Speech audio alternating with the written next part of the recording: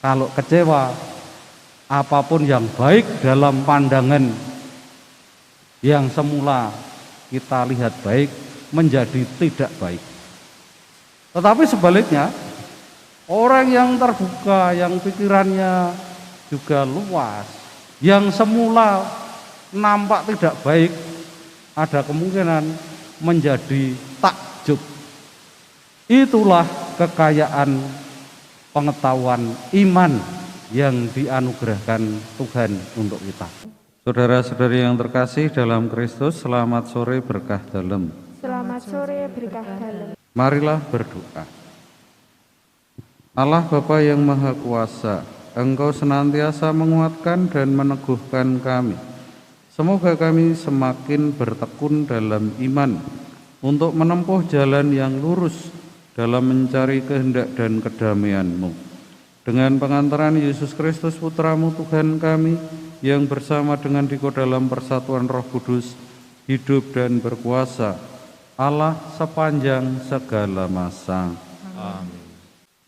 Tuhan menghajar orang yang dikasihinya. Bacaan dari surat kepada orang Ibrani. Saudara-saudara, dalam pergumulanmu melawan dosa, kamu belum sampai mencucurkan darah. Janganlah kamu lupa akan nasihat yang berbicara kepada kamu, seperti kepada anak-anak.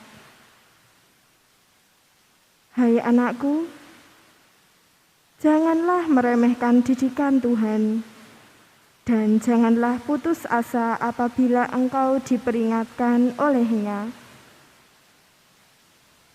Karena Tuhan mengajar orang yang dikasihinya dan menyesah orang yang diakuinya sebagai anak. Jika kamu menerima hajaran, maka di situ Allah memperlakukan kamu seperti anak. Di manakah ada anak yang tidak diajar oleh ayahnya? Memang tiap-tiap hajaran pada waktu diberikan tidak mendatangkan sukacita, tetapi duka cita. Namun kemudian ia menghasilkan buah kebenaran yang dilatih olehnya. Sebab itu kuatkanlah tangan yang lemah dan lutut yang goyah, dan luruskanlah jalan bagi kakimu, sehingga yang pincang jangan terpelecok, tetapi menjadi sembuh. Berusahalah hidup damai dengan semua orang dan kejarlah kekudusan, sebab tanpa kekudusan tidak seorang pun akan melihat Tuhan. Jagalah supaya jangan ada seorang pun menjauhkan diri dari kasih karunia Allah, agar jangan tumbuh akar yang pahit, yang menimbulkan kerusuhan dan mencemarkan banyak orang.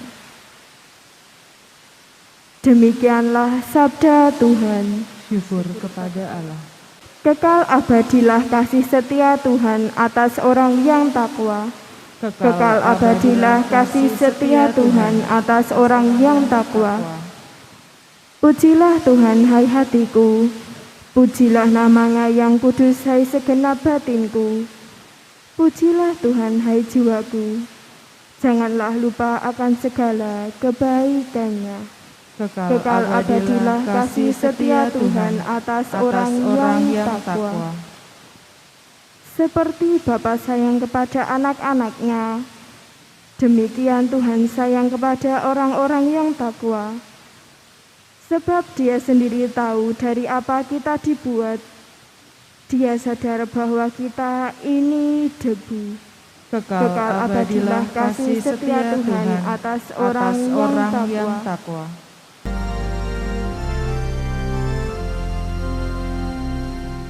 Haleluya, haleluya, haleluya,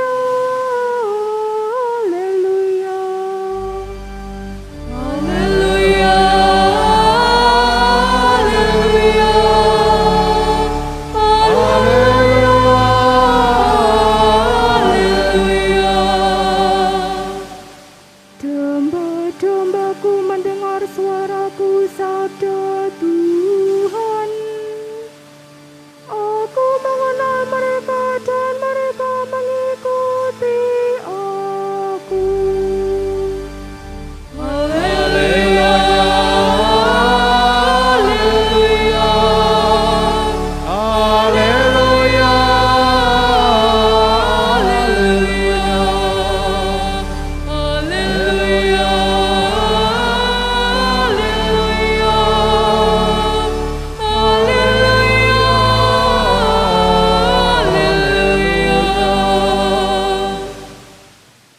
Tuhan bersamamu. dan bersama rohmu.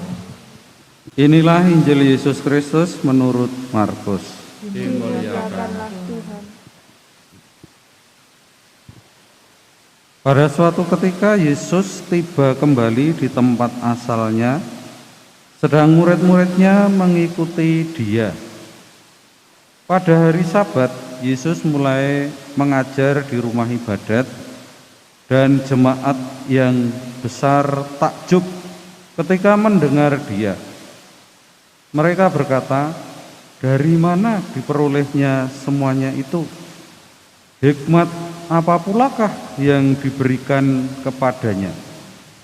Dan mukjizat-mukjizat yang demikian, bagaimanakah dapat diadakan oleh tangannya? Bukankah ia ini tukang kayu anak Maria? Bukankah ia saudara Yakobus, Yoses, Yudas, dan Simon? Dan bukankah saudara-saudaranya yang perempuan ada bersama kita?" Lalu mereka kecewa dan menolak Dia. Maka Yesus berkata kepada mereka, "Seorang nabi dihormati di mana-mana, kecuali di tempat asalnya sendiri, di antara kaum keluarganya, dan di rumahnya." Maka Yesus tidak mengadakan satu mukjizat pun di sana, kecuali menyembuhkan beberapa orang sakit yang dengan meletakkan tangannya atas mereka. Ia merasa heran atas ketidakpercayaan mereka. Lalu Yesus berjalan keliling dari desa ke desa sambil mengajar. Demikianlah Injil Tuhan. Terpujilah Kristus. Saudara-saudari yang terkasih dalam Kristus, saya mau menawarkan permenungan dengan titik pijak dari satu ayat ini. Lalu mereka kecewa dan menolak Dia. Ada dua kata, kecewa dan menolak. Kecewa itu menggambarkan perasaan, senang, tidak senang, suka, tidak suka, itu ada di hati. Menolak itu tindakan. Jadi kalau yang ada di kekecewaan itu ada di dalam, kalau menolak itu sudah tampak di luar. Kata-katanya bertentangan, apapun yang diomongkan disanggah. Lalu mungkin juga mengusir dan seterusnya, gitu. Jadi yang ada di dalam itu kalau dikeluarkan itu wujudnya begitu. Nah, yang perlu kita renungkan itu, kenapa kok orang-orang itu kecewa? Ini yang menarik. Diceritakan semula mereka itu takjub. Takjub itu kan ya mengagumkan, saya tertarik. Tapi ketika mengetahui siapa Yesus, artinya pikirannya ini, oh lah dia itu kan tukang kayu, dia itu anaknya Maria, anaknya Yusuf, dia itu saudaranya itu saudara perempuannya ada bersama kita. Jadi mengukur Yesus yang dikagumi tadi dengan pengetahuan yang mereka miliki. Nah ini nggak cocok nih. Mereka pengetahuannya itu dipakai untuk menilai siapa Yesus itu. Padahal Yesus tidak sama dengan hanya sekedar pengetahuan mereka saja. Yesus lebih dari itu. Nah, itu dibutuhkan hati yang terbuka, pikiran yang luas. Dengan kata lain, kekecewaan mereka itu karena pengetahuannya sempit, hatinya tertutup, membuat kecewa. Akhirnya apa? Menolak. Padahal Yesus akan membawa keselamatan, akan membawa rahmat. Tapi karena pengetahuannya kerdil, picik, sempit, hatinya tertutup oleh pengetahuannya sendiri, maka Yesus tidak diterima di dalam hatinya. Ini poin penting untuk kita semua. Nah, ini barangkali atau ada kemungkinan kita pun karena pengetahuan kita ini enggak banyak, sempit, ditambah hati kita tertutup, maka kita pun bisa kecewa di situ. Kalau kecewa, apapun yang baik dalam pandangan yang semula kita lihat baik menjadi tidak baik. Tetapi sebaliknya, orang yang terbuka, yang pikirannya juga luas, yang semula nampak tidak baik, ada kemungkinan menjadi takjub. Itulah kekayaan pengetahuan iman yang dianugerahkan Tuhan untuk kita. Maka mari kita mohon, kita lengkapi hidup kita ini dengan persenjataan iman, yaitu pengetahuan untuk bisa menangkap misteri dari Allah sendiri yang menghendaki kita selamat. Semoga antara pikiran dan hati kita ini selaras, sehingga pikiran kita tahu yang baik, hati kita menerima, dan akhirnya memuliakan Tuhan. Dimuliakanlah Tuhan Allah sekarang dan selama-lamanya. Amin.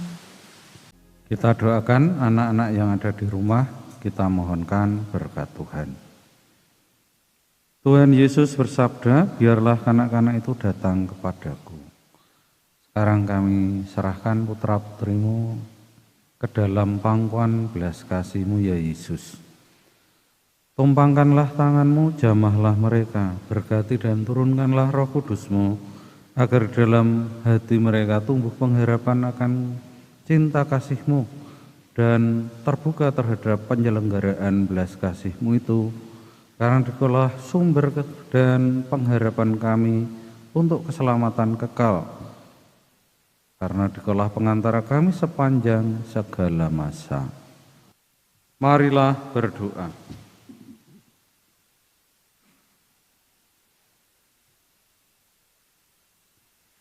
Allah Bapa kami di surga, Engkau telah berkenan menyatakan diri dan kehendak-Mu melalui Putra-Mu yang terkasih. Semoga berkat perayaan kenangan akan wafat dan kebangkitannya, kami semakin diteguhkan dalam mengasihi sesama dan dalam pesiaran menuju kerajaan-Mu yang abadi, sebab Dialah Tuhan dan pengantara kami. Amin.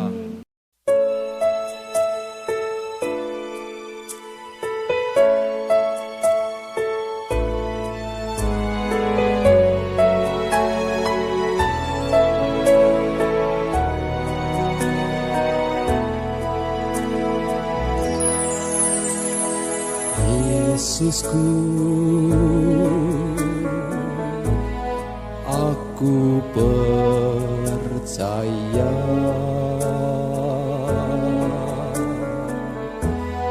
Engkau sungguh hadir dalam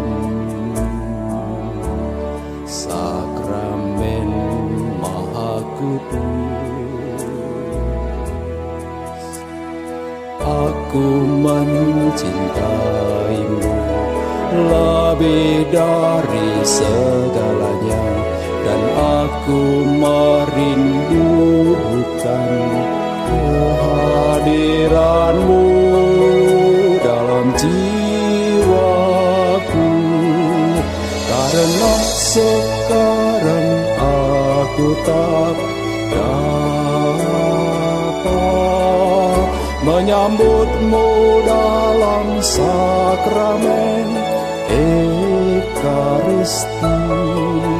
Datanglah sekurang-kurangnya secara rohani ke dalam hatiku,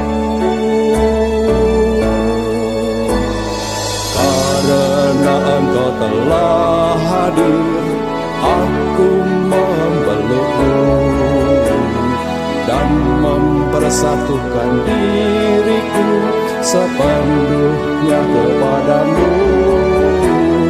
Jangan biarkan aku terpisah